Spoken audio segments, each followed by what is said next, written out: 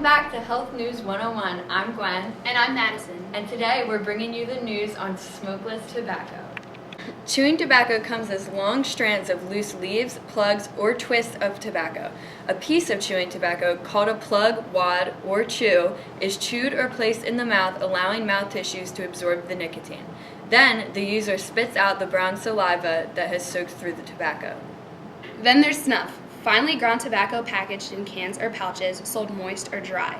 Moist snuff is used by placing some between the lower lip or cheek and gum, where mouth tissues also absorb nicotine, and is also available in small tea bag-like pouches or sachets. These are designed to be smoke-free, spit-free, and discreet. Dry snuff is sold in a powdered form and is used by sniffing or inhaling the powder up the nose. Data collected in 2012 shows that about 9 million people in the U.S. use smokeless tobacco.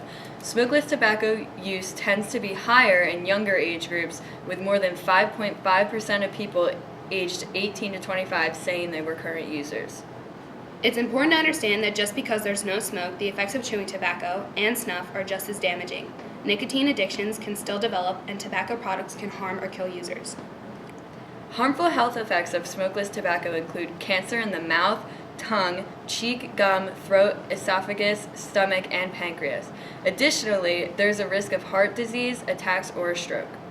The damage to your teeth is endless. Bone loss, decay, discoloration, and abrasion are also possible impacts on teeth of users.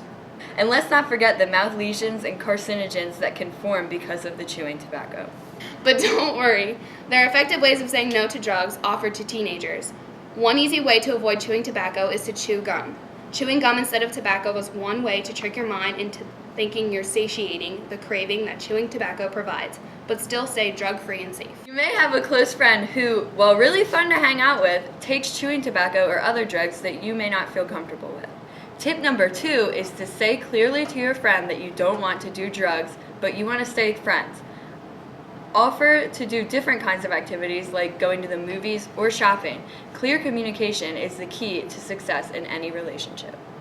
Here comes one of my favorite ways to avoid doing something. Use your parents as an excuse. If you feel as though you're in an unsafe or dangerous situation where drugs are involved, a great way out is to simply say, "I can't. I'd be grounded forever if my mom found out." Or, "If I do, I know my dad will bust me and then all of you guys too." Or, if you need to get out of that situation, "I gotta get going, my mom wants me home early." The important thing to remember is that if you are or you know someone who does drugs like chewing tobacco, there's always a way out. You can always use the assistance of a trusted adult or friend in order to save yourself or someone else from an unsafe situation. So stay safe, kids. Until next time, I'm Madison. And I'm Gwen, And thanks for watching Health 101.